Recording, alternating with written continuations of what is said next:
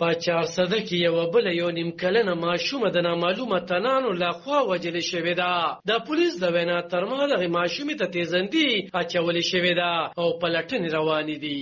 دا پیښه د زیارت پرواز په صدریاب ممتاز آباد کلي کې هغه وخت مخې ته راغله کله چې ماشومه د کور نه روکه شوه او د کلي خلکو د هغې د راپیدا کولو کوشش شروع کړو، خو بیا وروسته یې مړی د نږدې کانډر نه وموندلی شو. د ماشومې پلار کامران وایي چې دغه کانډر یې د کور نه په لږه فاصله کې دی او څو وار یې د دغه جاج واغستو، خو کله چې دا واضح وشوه چې پولیس راځي او د یو کور تلاشي واخلي نو لږ ساعت وروسته یې د لور په بوجۍ کې مړی پروت و.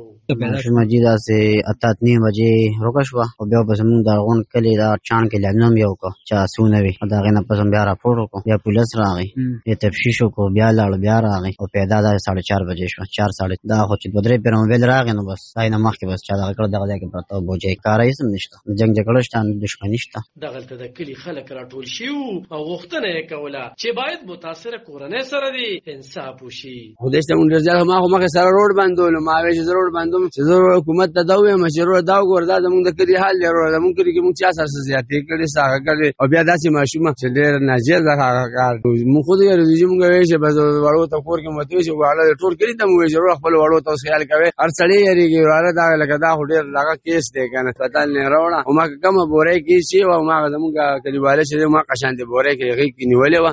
دا خو داسې ظلم شوی دی که نه چې کافر هم نه مني. داسې ظلم څوک هم چا هم نه دی کړی. قسم په خدای چې داسې ظلم خلک سپي سره هم نه کوي. د بجلۍ په تاره پانسي کړی په خولې ولې لاس ایښی دی. زمونږ حکومت سره دا خواست چې اصلي مجرمان چې هر چا کړي بس هغه د ګرفتار شي. سره یا مې پانسي کې چې سبا بیا څوک داسې کار نه کوي چې هغه هر چا کړي. یو باقي د عدالت او د دې دغه دی بس بیا خو تا ته ښه پته ده چې بس د جج صاحب کار دی، خو زمونږ نه دی دا دغې چې په دې د هر چا بچي شته. زما هم 5 بچي دي، دا هم زما لور وه، دا واړه دا ټول زمونږ بچي دي. نن دې سره وشو سبا به زما بچي سره کړي. دې باندې بس اکشن جی پي صاحب لم ټولو ته زموږ دا خواست دی چې موږ سره د مرستو زموږ په دې کلي سره د مرستو. پولیس پلټنې پیل کړي دي. ویل کېږي چې په دغه وجنه کې د ماشومې نږدې خپلوان ککړ دي. د پولیس د پلټنو وروسته معلومه شوه چې په دغه وجنه کې د ماشومې نږدې خپلوان موجود وو. د کورنۍ خلکو یې په چاچي باندې د 400 په سیټي پولیس سټیشن کې داویداري کړې ده او وجه یې دغه ښودله چې د ماشومې د مور او د دغه